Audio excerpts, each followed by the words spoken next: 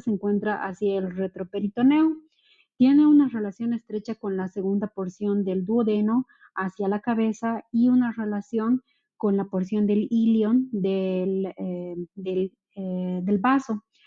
El páncreas consta de una cabeza, el cuerpo y la cola, y es importante que nosotros conozcamos estas partes, ya que algunas patologías van a tener cierta predilección por las diferentes localizaciones del páncreas, ¿no?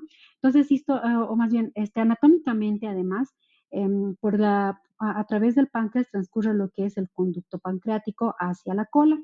Histológicamente, el páncreas vamos a dividirlo en un páncreas exócrino y un páncreas endocrino. En esta clase nosotros vamos a hablar acerca de lo que corresponde al páncreas exocrino y el páncreas endocrino se va a dejar para, para el tema de neoplasias neuroendocrinas, ¿no? Entonces, el páncreas exocrino está compuesto por un sistema de conductos y además por numerosos acinos que contienen el producto final pancreático. Las células acinares, que son estas células de acá, son células que en la microscopía electrónica poseen numerosos gránulos de apariencia eosinofílica que le dan o que le confieren esta apariencia como rosita. Todo el contenido de los acinos va a ser vertido a través de un sistema de conductos, que estos que son los conductos, que tienen un epitelio diferente a los acinos. Este sistema de conductos estará compuesto por un epitelio cilíndrico bajo, simple, como podemos observar, ¿no? Entonces, si nos fijamos, el páncreas realmente es un tejido parenquimatoso con escaso estroma entre sus componentes, ¿no? Entonces, el sistema endocrino, que es el otro componente del páncreas, va a tener una predilección hacia la cola del páncreas. Ahora vamos a empezar con algunas lesiones que son propias del páncreas, entre estas las lesiones quísticas del páncreas. Los quistes no neoplásicos se van a dividir en aquellos que pueden ser de origen congénito. Clásicamente, las lesiones congénitas son lesiones serosas. Habitualmente, bueno, la mayor parte del tiempo pueden aparecer de manera esporádica, aunque en algunas escasas ocasiones pueden aparecer relacionadas con algunas enfermedades que también están implicadas en el desarrollo de quistes, como por ejemplo la enfermedad autosómica poliquística dominante o también enfermedad que está relacionada con la formación de quistes en el riñón. Otra enfermedad que está relacionada con la formación de quistes congénitos es en el contexto de una enfermedad de von Hippel-Lindau. Los pseudoquistes no son quistes verdaderos. En realidad, este tipo de lesiones están relacionadas con un proceso usualmente inflamatorio previo. Estas lesiones pseudoquísticas pueden estar en relación directa al parénquima pancreático o pueden llegar a localizarse por detrás o por delante de ellas, simulando ser verdaderas neoplasias. Decimos de que estos no son quistes verdaderos, ya que a diferencia de un quiste verdadero, como vamos a ver a continuación, estos carecen de un epitelio de superficie. Los pseudoquistes en realidad están revestidos por una zona o por un tejido fibroconectivo que tiene un estroma rico en infiltrado inflamatorio. Este infiltrado inflamatorio puede ser de predominio mononuclear o también de linfocitos. También puede tener un componente activo de polimorfonucleares y usualmente se da en el contexto o post enfermedad inflamatoria pancreática, ¿no? Entonces, en realidad, corresponde a una zona de necrosis y organización donde existe más bien una ausencia del tejido pancreático, ¿sí? Y en lugar de esta ausencia por necrosis, se forma una cavidad que no está revestida por un epitelio propiamente, ¿no?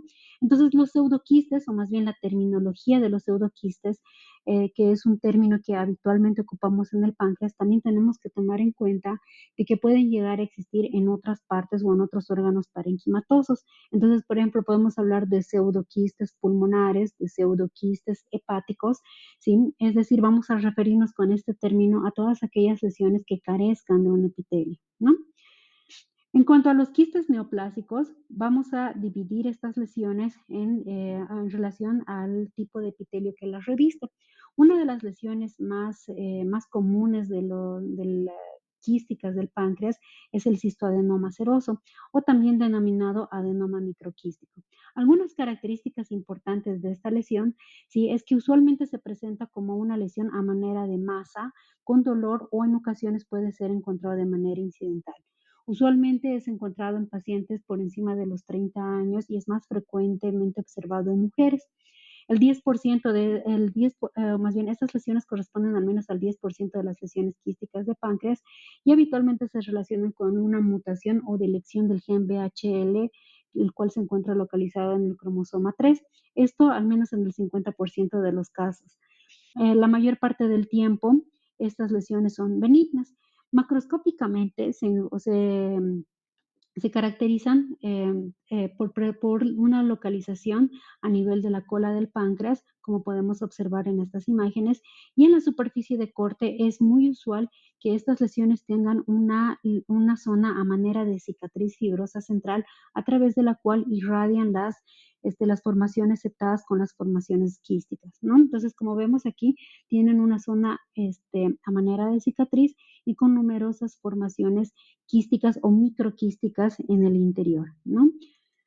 Ahora, microscópicamente, el cistoadenoma seroso es una lesión que tiene un estroma de apariencia fibrosa y que cada uno de los quistes, como podemos ver, pueden ser lesiones dilatadas y que cada una de ellas está revestida de un epitelio cilíndrico, sí, o perdón, cilíndrico bajo, simple, ¿sí? Y las células se observan de apariencia monótona. Usualmente no presentan atipia, no presentan mitosis, no presentan necrosis, es decir, podemos ver una población celular bastante monótona e inocente de células, ¿no? Entonces, existen algunas variantes de esta, se han descrito al menos dos. La más común es la oligoquística o macroquística, que es que es una variante de la lesión que les acabo de comentar. Y pues lo que se observa más bien en lugar de los quistes que les comentaba, son estas zonas como quísticas dilatadas y más bien son en escasa cantidad. La variante sólida más bien carece prácticamente de formaciones quísticas o de espacios quísticos y más bien es una proliferación de las mismas células que revisten a los espacios quísticos en una población monótona y con formación de nidos, ¿no? Entonces, realmente estos no tienen relevancia, solo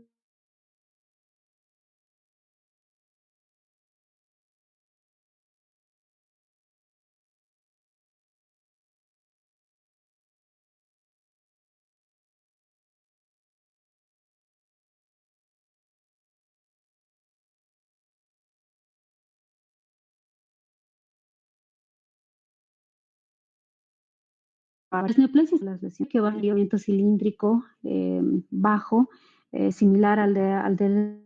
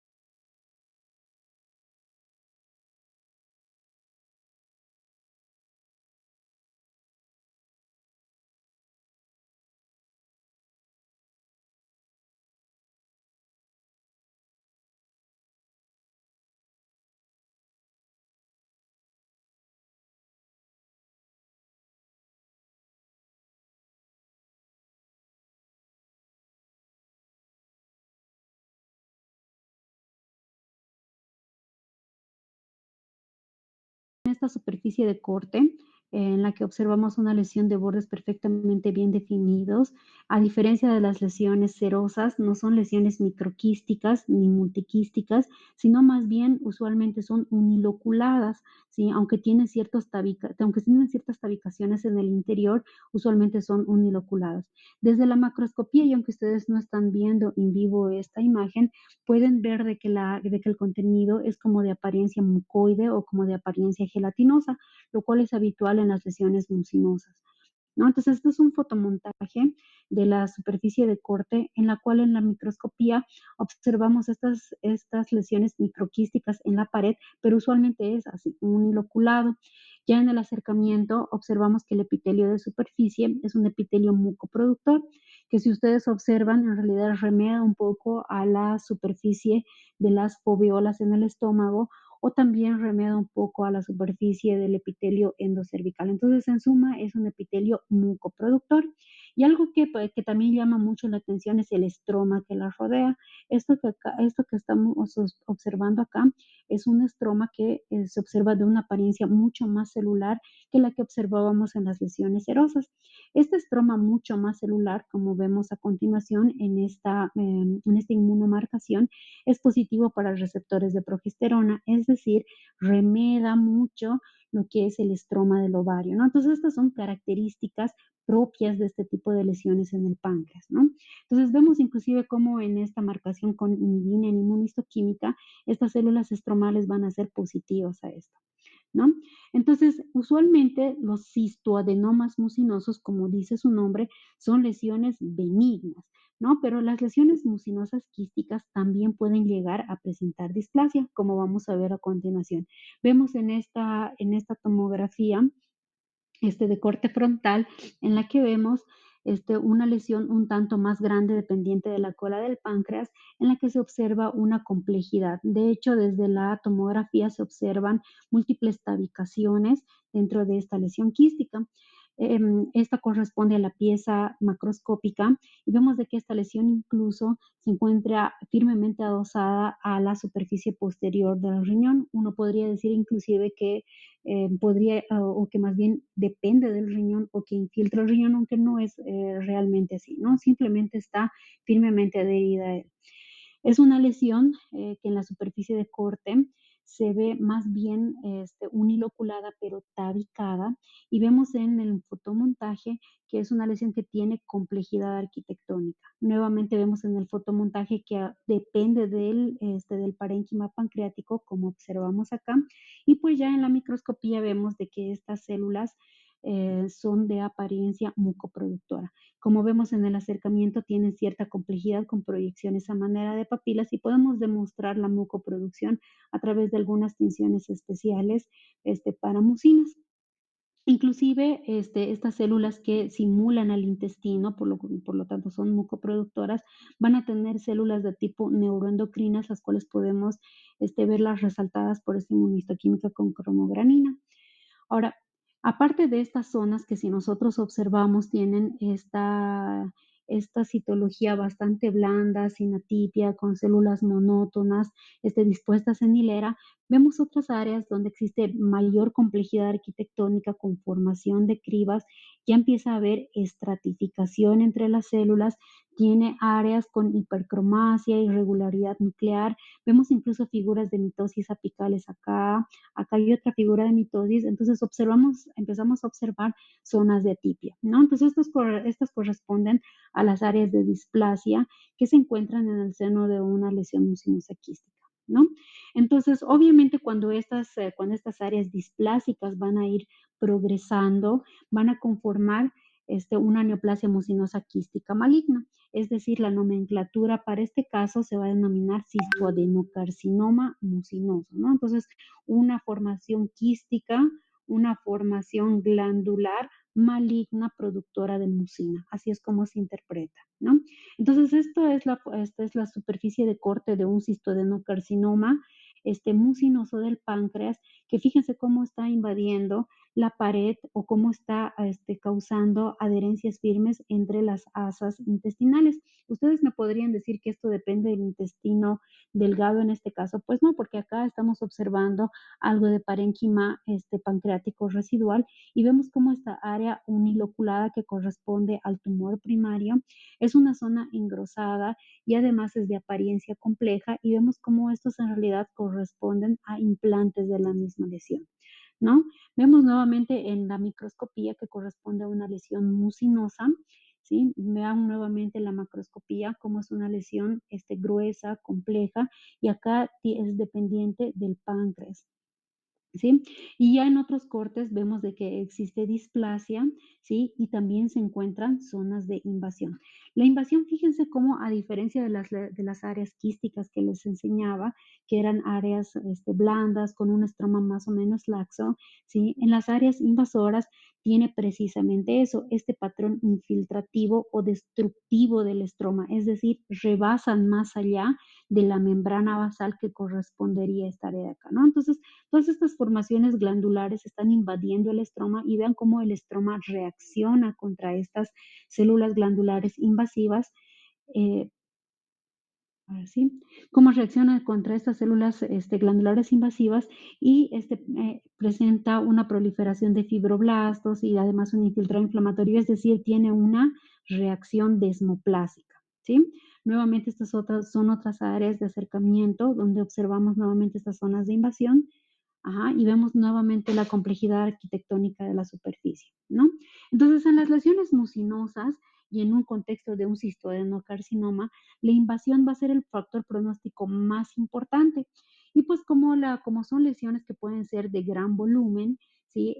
Estas deben ser minuciosamente examinadas y pues estas zonas de invasión pueden ser extensas, es decir, puede ser un cistoadenocarcinoma en pleno o también pueden hacer solamente focos de cistoadenocarcinoma dentro de una lesión mucinosa, ¿no? Ahora, dentro de las lesiones mucinosas existe otra categoría. Esta se denomina neoplasia mucinosa papilar intraductal. Fíjense cómo, a diferencia de las lesiones mucinosas, esta lesión es la lesión quística la neoplasia quística más común. Obviamente es más frecuentemente observada en adultos. La mayor parte del tiempo estas lesiones son resecables y pueden o no tener un componente invasor, ¿no? Fíjense cómo le denominamos neoplasia y no le denominamos carcinoma o adenocarcinoma todavía, ¿no? Entonces, la definición para este tipo de lesiones es de cuatro características. La primera es que obviamente estamos en el contexto de lesiones mucinosas, por lo tanto, la primera característica es que tengan un epitelio cilíndrico mucinoso de revestimiento, deben tener una arquitectura papilar y a diferencia, y esto es muy importante, a diferencia de las lesiones del tipo cistoadenoma mucinoso con displasia, etcétera, estas lesiones carecen de estroma ovárico y usualmente pueden presentarse dentro del conducto pancreático o dentro de las ramas del conducto pancreático, ¿no? Y en este sentido existen varias formas de afectación en el conducto pancreático. Fíjense cómo en este esquema puede ser lesiones que afectan la totalidad del conducto pancreático por dentro, por fuera, focalmente o solamente a nivel de la cola, ¿no? Entonces aquí podemos observar la superficie de corte de una neoplasia mucinosa papilar y vean cómo las papilas, sí que son las características de esta lesión, se prolongan hacia la luz de la lesión quística, ¿no? Lo mismo podemos observar en el fotomontaje cómo estas formaciones papilares se prolongan hacia la superficie del quiste, ¿no? Entonces, ¿qué tipo de epitelio es el que reviste estas lesiones? Pues es un epitelio de tipo cilíndrico, mucoproductor nuevamente, que si ustedes quieren hacerlo parecer algún tipo de epitelio, pues nos va a parecer un poco más al epitelio foveolar mucoproductor, no tanto así al de las células caliciformes. Si vean cómo son papilas verdaderas con núcleos fibrovasculares y en este corte al menos todavía carecen de atipia. Vean cómo el estroma que las rodea es un estroma de tipo fibroso y no es un tipo de estroma similar al de tipo ovárico.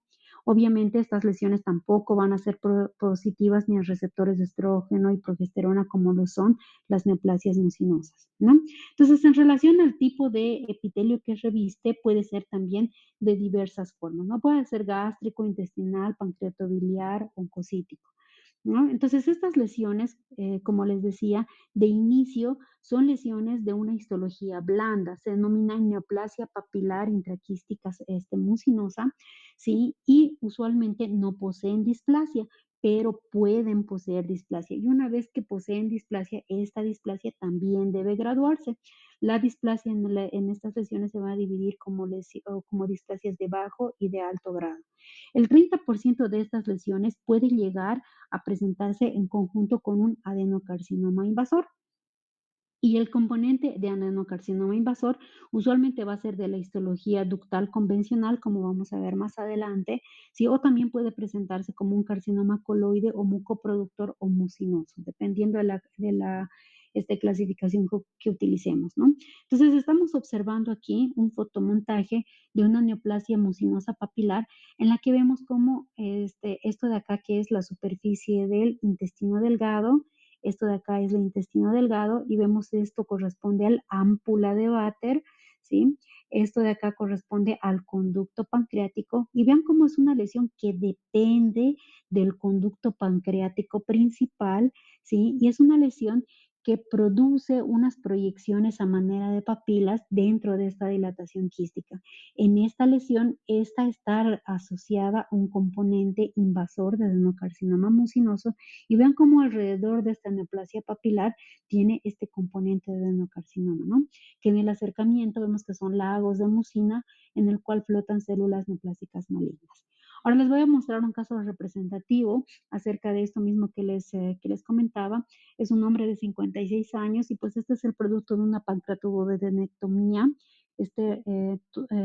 o cirugía de Whipple y pues vemos de que este es un paciente cuyo motivo de consulta fue dolor abdominal, no tiene antecedentes de relevancia, excepto que presenta intolerancia a la glucosa, insuficiencia pancreática y además trastorno por ansiedad. Un año de malestar abdominal, dolor epigástrico, distensión, náusea, vómito y episodios de esteatorrea, ¿no? El diagnóstico clínico fue de insuficiencia pancreático exógena y se le hizo una tomografía en donde se evidencia una lesión quística en la cabeza del páncreas, ¿no? Como lo que podemos observar acá. Esta corresponde a la cabeza del páncreas en la cual observamos la lesión quística. Nuevamente aquí estamos observando la lesión quística, ¿no? Entonces, este es el producto de la cirugía de Whipple, donde podemos observar la segunda porción del duodeno, ¿sí? Observamos esto que corresponde a la cabeza del páncreas, el cuerpo del páncreas, la cola y está en relación al vaso. A este paciente además se le hizo una esplenectomía, ¿no? Entonces, nuevamente observamos la segunda porción del duodeno y vemos que la cabeza, desde la superficie externa, se ve dilatada. Esta es la superficie de corte a nivel del duodeno, donde observamos una dilatación del ámpula de Vater. Este es el conducto accesorio o de Santorini y observamos en la superficie de corte cómo todo el conducto pancreático se encuentra totalmente dilatado en toda su extensión. Vean cómo prácticamente está reemplazando todo el parénquima pancreático, está totalmente dilatado, ¿no? Desde la punta o desde la cabeza hasta la cola del páncreas, ¿no? Y estos son los fotomontajes del área de la lesión, en el cual a nivel del conducto dilatado observamos las proyecciones papilares de esta neoplasia mucinosa papilar del conducto pancreático, ¿sí? Si observamos con un poco de detenimiento, las células que les presento a continuación realmente no presentan displasia, se ven bastante monótonas, uniformes, sí, un poquito feillas, pero iguales entre ellas, por lo tanto no es una tipia verdadera. Vean cómo el estroma que las rodea no es de tipo ovárico, vemos que tiene áreas mucoproductoras. En el componente del parénquima pancreático tiene una neoplasia intraepitelial pancreática, como vamos a ver más adelante, ¿sí? En el cual presenta datos de displasia, sin embargo, no presenta carcinoma invasor, ¿no? Entonces fue diagnosticado como una neoplasia mucinosa papilar intraductal no invasora, ¿no? Bueno, ahora pasando a lo que son las neoplasias invasoras, les presento lo que es la clasificación de la Organización Mundial de la Salud para los tumores pancreáticos. Vemos que básicamente hemos tocado solamente algunas de las lesiones precursoras o relacionadas con el desarrollo de cáncer de páncreas y pues que realmente los tumores malignos corresponden a todos estos tipos histológicos. Naturalmente nosotros no vamos a ver todos estos tipos de tumor y nos vamos a abocar a los dos tipos más frecuentes, ¿no? Entonces, esta larga lista de tumores, primero la vamos a reducir a uno que es el más frecuente, que es el carcinoma ductal. El carcinoma ductal, como dice su nombre, es un carcinoma que va a estar derivado de los conductos pancreáticos. ¿no? Cuando hablábamos de la histología normal del páncreas, decíamos, tiene conductos y acinos aparte del componente endocrino. Este carcinoma se va a originar en el epitelio de los conductos y es el más frecuente del páncreas, ¿no? Entonces, hablando del adenocarcinoma ductal, vamos a ver que tiene una distribución bastante heterogénea, ¿sí? Es un carcinoma que en nuestro medio no es tan frecuente, ¿sí? Sin embargo, en otros países, como por ejemplo en Estados Unidos, en Argentina y en muchos países de Europa y Asia, es relativamente mucho más común, ¿sí? Y es un carcinoma que está relacionado sobre todo con lesiones previas, con daño previo y sigue a la secuencia de inflamación o daño del epitelio, displasia y hasta la conformación de carcinoma, ¿no?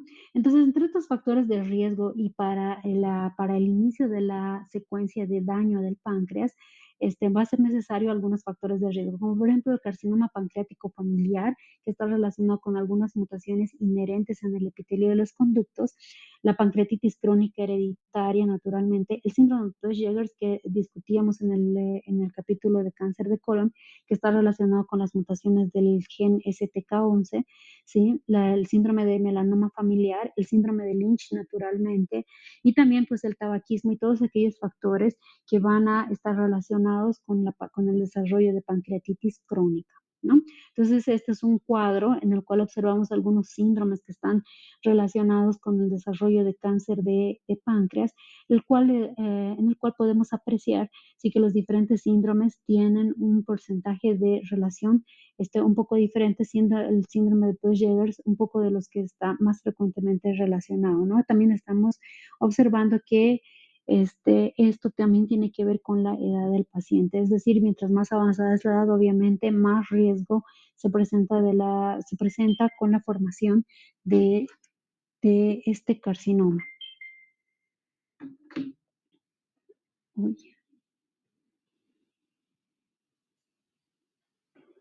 Ok, entonces, como les decía, para la formación del carcinoma invasor del páncreas, se sigue la secuencia de inflamación, displasia y carcinoma. A medida que sucediendo la displasia dentro de los conductos, sí, se van a ir adquiriendo diferentes mutaciones. En los primeros estadios o en la displasia de bajo grado, que va a ser denominada neoplasia intraepitelial pancreática de bajo grado o de tipo 1, ¿sí? Lo primero que va a ocurrir son las mutaciones relacionadas perdón, las mutaciones activadoras del gen KRAS. Posteriormente se va a adquirir otras mutaciones como la inactivación del CDKN2A hasta la conformación de las displasias de alto grado, que se van a caracterizar sobre todo por mutaciones en el gen P53, SMAD4 y BRCA2. Desde los primeros grados también se puede ver afectado o más bien amplificado el HER2 hasta la conformación de un carcinoma infiltrante, ¿no? Entonces, en las imágenes microscópicas, la displasia se va a observar de la siguiente manera. Normalmente el epitelio normal se ve como un epitelio nuevamente cilíndrico, bajo, simple, no estratificado, no hay proyecciones papilares. A medida de que existe la formación de displasia, vemos cómo el epitelio se va proyectando hacia los conductos y existe cierta complejidad en la arquitectura con estratificación de las células y es decir, o sea, se empiezan a desordenar entre ellas, ¿no? Entonces, a medida de que progresa la displasia, las células adquieren atipia entre ellas con disminución de la producción de la mucina, es decir, que pierden su diferenciación, su capacidad de producción de mucina, ¿sí? Presentan hipercromasia, atipia y ocasionalmente pueden llegar a presentar figuras de mitosis, ¿no? Entonces, a partir de esta, se va a conformar el carcinoma infiltrante.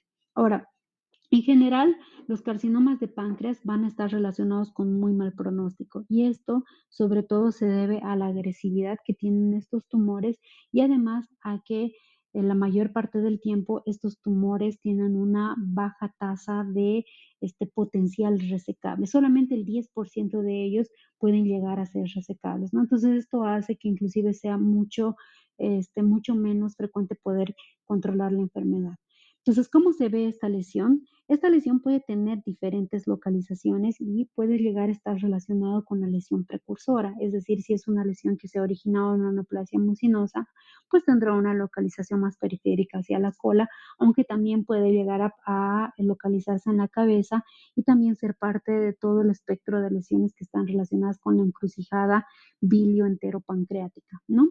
Pero pues esta lesión se presenta a manera de una cicatriz, ¿sí? Y vean cómo el parénquima pancreático, que es está siendo reemplazada por esta lesión, que es de bordes poco definidos, sin una cápsula, y vean cómo infiltra el tejido adiposo circundante e inclusive el tejido pancreático residual. Es una lesión pues que desde la macroscopía se observa heterogénea, ¿no? Con áreas que podríamos decir que tiene hemorragia, que tiene necrosis, y pues algo que llama mucho la atención es esa apariencia como fibrosa desde la macro, ¿no? Aquí nuevamente tenemos la superficie de corte de otra lesión que se encuentra a nivel de la cola del páncreas. Acá vemos la segunda porción del duodeno.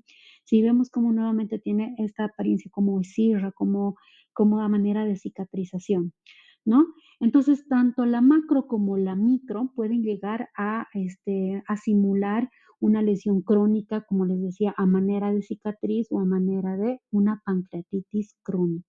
No es el gran indicador del adenocarcinoma ductal de páncreas, es pues una pancreatitis crónica, tanto en la macro como en la micro. Y fíjense cómo en esta microscopía, ¿sí? En este estroma, nosotros podríamos pensar fácilmente que es un adenocarcinoma invasor y en realidad se trata de una pancreatitis crónica. La pancreatitis crónica se va a caracterizar por una disminución del epitelio o del componente acinar con una proliferación de los conductos y vean cómo en este ejemplo tiene mucho infiltrado inflamatorio, ¿no? Entonces, muy fácilmente alguien podría pensar que esto es un adenocarcinoma, cuando en realidad se trata de una pancreatitis crónica, ¿no? Ahora, algunas características microscópicas que son características del adenocarcinoma ductal y que van a ser útiles en el diagnóstico es primeramente la distribución glandular desordenada, el hecho de que las glándulas neoplásicas se encuentren cerca de vasos arteriales, cuando el tamaño de los núcleos o sea, presenta una atipia verdadera, que las glándulas presentan una necrosis central o una necrosis sucia dentro de las glándulas, que existan glándulas desnudas, ¿sí? O que estén infiltrando el tejido adiposo o que se encuentren entre las células adiposas. Cuando existen glándulas con luces incompletas o a manera de infiltración. Y también, obviamente, algo que es muy característico no solamente del carcinoma pancreático, sino también del adenocarcinoma en muchas otras localizaciones, es la invasión del espacio perineural, ¿no? Entonces, esto es un verdadero ejemplo de un adenocarcinoma pancreático. Vean cómo, a diferencia del anterior caso, es una lesión un poco más hipercelular. Estamos observando una terminación nerviosa periférica y vemos cómo las células neoplásicas invaden el espacio alrededor de los nervios. Y esto es una característica muy común en los adenocarcinomas pancreáticos. Vean cómo tiene esta arquitectura desordenada, infiltrativa. Existe una verdadera variación de las formaciones glandulares y nosotros podemos hablar de una atipia de las células de manera contundente muy fácilmente, ¿no? Entonces, este es un acercamiento en el que observamos la tipia de las células, vean cómo existe una verdadera hipercromasia en relación a las células circundantes, tiene zonas de necrosis, es una necrosis de tipo tumoral. Entonces, estas son características que nos van a permitir poder identificar fácilmente el adenocarcinoma ductal. Aquí observamos nuevamente una terminación nerviosa periférica y vean cómo al adenocarcinoma pancreático le gusta mucho la invasión perineural, invade el espacio perineural y a través de esta invasión perineural es que se disemina hacia el tejido subyacente, ¿no? Aquí nuevamente estamos observando la invasión perineural, esta es una invasión intraneural. Vean cómo incluso infiltra el tejido adiposo, que es normal, alrededor del tejido pancreático, ¿no? Entonces, existen algunas variantes histológicas, como les he mostrado la lista de inicio, en realidad son bastantes variantes histológicas y pues estas pueden ser como por ejemplo una variante escamosa, una variante mucoproductora, esta es una variante mucinosa, esta es una variante medular, ¿sí? Y también puede existir un carcinoma indiferenciado, en el cual ya no estaríamos hablando propiamente de un carcinoma ductal, y pues esta lesión es una lesión muy poco frecuente, de muy mal pronóstico y pues que tiene una apariencia muy variable. Vean cómo realmente yo acá no puedo distinguir realmente de que se trate de un cáncer invasor, o perdón, de un cáncer, ductal, mucho menos glandular. Vean que ya no existen formaciones glandulares, que más bien tiene áreas que simulan sarcomas, sí, que simulan tumores de células gigantes. Entonces, realmente esta lesión puede llegar a adquirir, algunas características, pues, que le van a conferir un peor pronóstico, ¿no? Entonces, eso es en relación al carcinoma ductal. El otro tipo, que es en realidad mucho menos frecuente en el páncreas, es el carcinoma de los acinos pancreáticos. Esta es una neoplasia, como les decía, muy rara y muy agresiva cuando se detecta. Por definición, un carcinoma acinar es una lesión que proviene del componente exocrino acinar, y por lo tanto las células neoplásicas van a contener gránulos de simógeno. ¿Qué son los gránulos de simógeno? Pues son aquellos que contienen las proenzimas del parénquima pancreático. ¿Cuáles son características importantes de esta lesión? Son lesiones que más frecuentemente se observan en adultos, pueden estar relacionadas con hipersecreción de lipasa, es decir, con necrosis de tejido adiposo subcutáneo y además poliartralgia. Y pues macroscópicamente es una lesión que fíjense cómo difiere realmente del adenocarcinoma de los conductos. Vean cómo esta no presenta esa forma a manera de cicatriz, no tiene esa apariencia como fibrosa, sino más bien tiene una apariencia como carnosa, de bordes poco definidos, multinodular. Entonces, desde la macroscopía es algo que es muy diferente, y microscópicamente es una lesión que nos va a simular, como vamos a ver en un capítulo más adelante, a las lesiones neuroendocrinas del páncreas, ¿no? Entonces, vean cómo remeda la formación de los acinos normales, vean cómo son células que tienen el citoplasma amplio, microgranular, es decir, como si tuvieran gránulos de simógeno, ¿no? Entonces, esto es un acercamiento, un adenocarcinoma acinar muy bien diferenciado, en el cual las células neoplásicas se están formando acinos completos. Puede tener muchos patrones, este patrón es un patrón convencional acinar, sin embargo, puede provocar formación de trabéculas, zonas sólidas, áreas cribiformes, y son características morfológicas que van a hacer que nosotros confundamos este tipo de tumor con tumores neuroendocrinos. Vean nuevamente cómo puede tener cierta monotonía y realmente parecen tumores neuroendocrinos, ¿no? Entonces, cuando normalmente este tipo de lesiones se presentan, habitualmente plantean el diagnóstico diferencial con este tipo de lesiones, y pues la manera de poder distinguirlos es a través del estudio de inmunohistoquímica. La inmunohistoquímica lo que nos va a permitir es demostrar esta diferenciación acinar de manera categórica, ¿no? Entonces, uno de los métodos que les comentaba, que precisamente es la inmunohistoquímica, a través de la cual nosotros vamos a buscar estas proenzimas pancreáticas. Esta es una tinción para tripsina, en el cual estamos observando que los citoplasmas de las células van a ser positivas para este inmunomarcador. La diferenciación acinar se va a determinar por la marcación por tripsina, quimiotripsina o lipasa, que son las proenzimas que están directamente relacionadas con el epitelio acinar, ¿no? En algunas muy pocas ocasiones, y obviamente algo que no se realiza en nuestro medio, pero que pues es una práctica que puede llegar a realizarse porque en muchas ocasiones existe mucha complejidad en el diagnóstico, es a través de la microscopía electrónica. Y en la microscopía electrónica, ¿qué es lo que nos va a dar a conocer? Pues la presencia de estos gránulos secretores en el citoplasma de las células, ¿no? Entonces, nosotros tenemos que ser muy precavidos cuando observamos lesiones tanto ductales como acinares en una biopsia muy pequeña, porque como les comentaba, podemos llegar a confundirla con lesiones inflamatorias, con lesiones neuroendocrinas, con acinos normales en el caso de las lesiones bien diferenciadas, ¿no? Entonces vean cómo en esta biopsia Trucut esta lesión verdaderamente simula mucho los acinos normales, sin embargo no observamos conductos, por lo cual estamos frente a una lesión neoplásica, ¿no? Y bueno, eso es todo. No sé si tienen alguna duda, alguna pregunta.